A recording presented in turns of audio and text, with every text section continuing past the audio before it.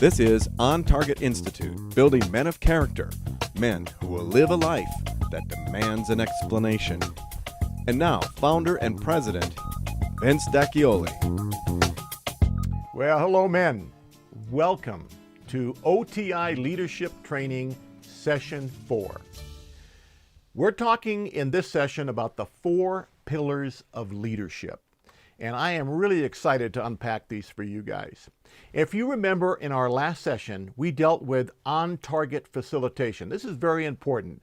We talked about the 4 competing issues that you're going to face as you try to facilitate group discussions around your table.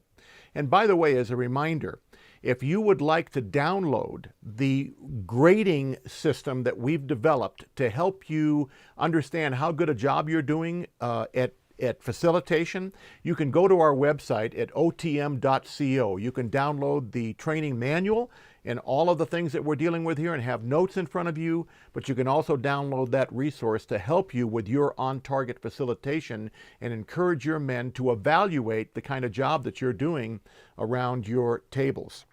This and the next 2 sessions, we're going to be dealing with some practical training on what we call, again, the 4 pillars of leadership. Now, guys, here's a fact. You are a leader, whether you choose to be or want to be or not. We're all leaders. I talk to a lot of dads and a lot of parents, and they're wanting to be good role models for their children. And I tell them, look, you're a role model whether you want to be or not. You're a role model whether you're a good parent or a bad parent, because those young people are going to emulate you as they grow up. I've heard sports figures say, hey, don't look at me as a role model. And I just laugh. How can you not look at figures like that, public figures, and take something from them? So it's very important for us to remember that we're leaving an impression when we are leading in any capacity. We're leaving an impression, and as a parent, as a dad or a mom, you're automatically the leader, and your children are watching you. In this case, the guys around your table are going to be watching you. They watch your body language, they watch everything you say, they listen to everything you say, and you are leading them whether it's good or bad. And this is something that we really need to remember. Here's a quote. All of the great leaders have had one characteristic in common. It was their willingness to confront unequivocally the major anxiety of their people in their time. This and not much else is the essence of leadership, says John Kenneth Galbraith. Here's another quote. The art of leadership consists in consolidating the attention of the people against a single adversary and taking care that nothing will split up that attention. The leader of genius must have the ability to make different opponents appear as if they belong to one category. This leader, unfortunately, was Adolf Hitler. So you can see that leaders can be good and they can be very bad. They can be good or bad based upon some ideas that seem to work across both platforms. So we need to be very careful about what kind of leader we are. And that's why the first pillar is so important. Before I get to that, though, I want to just talk for a moment about Jesus. Jesus was probably the greatest leader of all time. And when you think about his life, what comes to me is, Jesus was not in back pushing people. Some leaders tend to do that. They push people forward. Nor was he in front pulling them. That's another inclination by some, to be in front just dragging people along. No, Jesus was with them. They were together, and he was the example they wanted to follow him because Jesus had character. And that is our first pillar, character. The best index to a person's character is A, how he treats people who can't do him any good, and B, how he treats people who can't fight back. Abigail Van Buren said that. Let's look at Romans. In Romans 5, 3-5, talks about character. It says, not only so, but we also rejoice in our sufferings, because we know that, listen guys, suffering produces perseverance. Perseverance, character, and character, hope. And hope does not disappoint because God has poured out his love into our hearts by the Holy Spirit whom he has given us. Let me go back to that for just a minute. Not only so, but we also rejoice in our sufferings because we know that suffering produces perseverance, and perseverance, character. I remember some time back, someone said to me that sometimes your gifts can take you places where your character can't sustain you. And I remember teaching at an event many, many years ago. When I was all done, I had thought that I hit a home run. And, everything that I do back in those days I thought was a home run.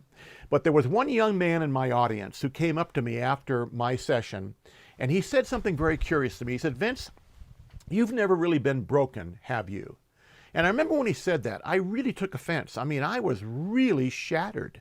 And I thought to myself, how do I respond to this guy? Why would he say that? He doesn't really even know me. But this young man was able to see through the camouflage that I had put in front of me.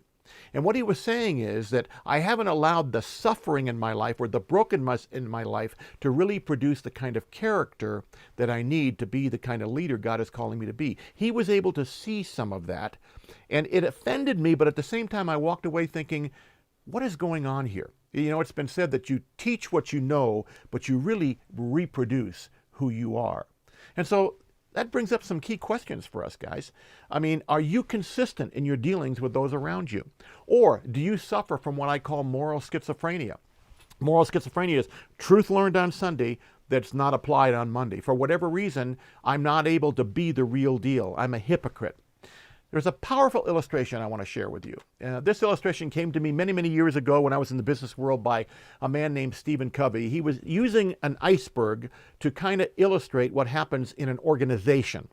He would say the tip of the iceberg is what we see of the organization, but the base of the iceberg, underneath the water, unseen, is really the substance. It begins with at the base, our mission or vision, which informs the core values or operating principles of the organization. And if the organization is doing the right job, it is behaving consistently with those core values or operating principles.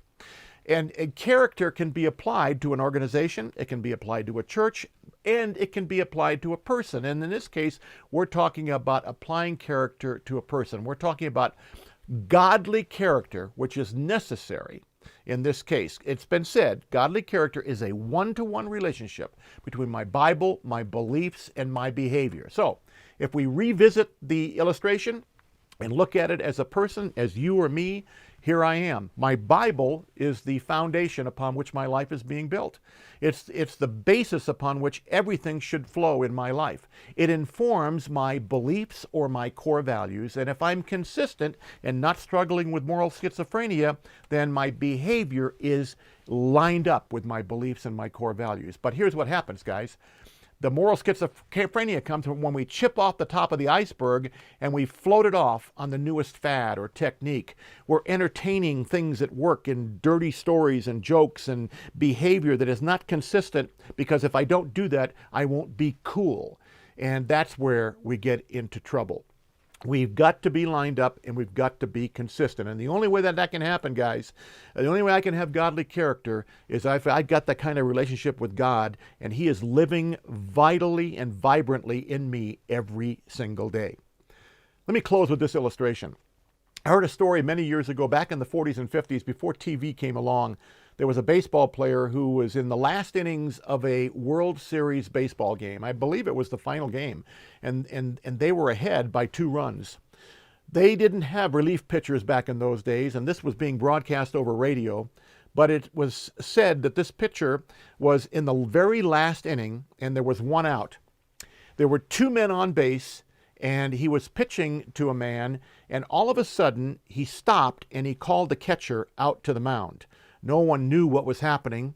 The catcher ended up coming out to the mound. They called out the manager. The manager came out. He took the ball from the man, and they brought in a pitcher to close out the game. The pitcher who came in closed out the game, and now the game was over, and they did win the game. And they asked the manager what had happened. And the manager said, "I've never seen anything like it." That man had the opportunity to finish off that game and have his teammates jump on him and celebrate winning the World Series But he called me out and he said, Coach, I've got a problem. I've got a pain in my elbow. And he said, listen, Coach, I know myself well enough to know. I know my body well enough to know that if I continue on, I am putting our team at great risk. Because one bad pitch, that guy hits a home run and we lose this game. And I'm not willing to do that. I need to take myself out. Whoa. Listen, guys, that's godly character. And men, we are only as good in leadership as our weakest link. If the kind of character we need in On Target Institute is a man who will say, you know what, Vince, I'm not ready right now to be able to be in leadership. I'm not ready right now to be able to really step up to the plate. I know me well enough to know that inconsistency in my life will take me out. I need to take myself out and wait until I'm prepared to be the man of godly character that God's calling me to be. That's important for us to remember, guys. Now listen, I am really excited about our next session where we'll deal with the next pillar. Until then, I want to tell you guys, I'm praying for you and I'm excited. And until then, just be blessed.